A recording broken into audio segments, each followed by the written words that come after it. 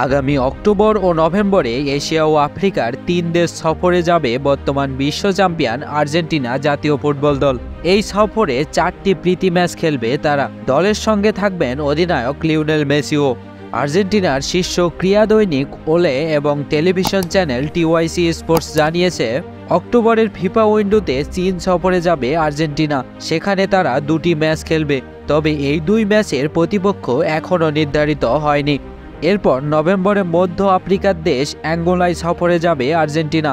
দেশটির স্বাধীনতার ৫০ বর্ষপূর্তি উপলক্ষে ১১ নভেম্বর একটি প্রীতি ম্যাচে স্বাগতিক অ্যাঙ্গোলার মুখোমুখি হবে তারা।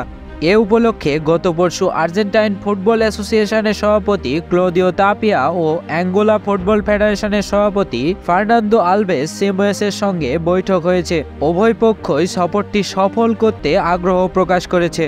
অ্যাঙ্গোলা সফর শেষে আর্জেন্টিনা দল মধ্যপ্রাচ্যের দেশ কাতারে যাবে, যেখানে আরেকটি প্রীতি ম্যাচ খেলবে তারা। কাতারের এই ম্যাচের প্রতিপক্ষও এখনও চূড়ান্ত হয়নি। এরই মধ্যে ৫টি ম্যাচ বাকি থাকতেই ২০২৬ বিশ্বকাপের মূল পর্বে জায়গা করে নিয়েছে আর্জেন্টিনা। মূল পর্বে জায়গা করে নেওয়ার দিনই তারা ব্রাজিলকে ৪-১ ব্যবধানে উড়িয়ে দিয়েছে। বাছাই পর্বের বাকি ৪ ম্যাচের প্রতিপক্ষ হল চিলি, কলম্বিয়া, ভেনেজুয়েলা ও ইকুয়েডর। ম্যাচগুলো অনুষ্ঠিত হবে জুন ও সেপ্টেম্বরে। বাছাই পর্ব শেষ হওয়ার পর দীর্ঘ সময় খেলার বাইরে থাকার সম্ভাবনা থাকায় বিশ্বকাপ প্রস্তুতির অংশ হিসেবেই এই এশিয়া ও আফ্রিকা সফরের আয়োজন করছে আর্জেন্টিনা ফুটবল অ্যাসোসিয়েশন।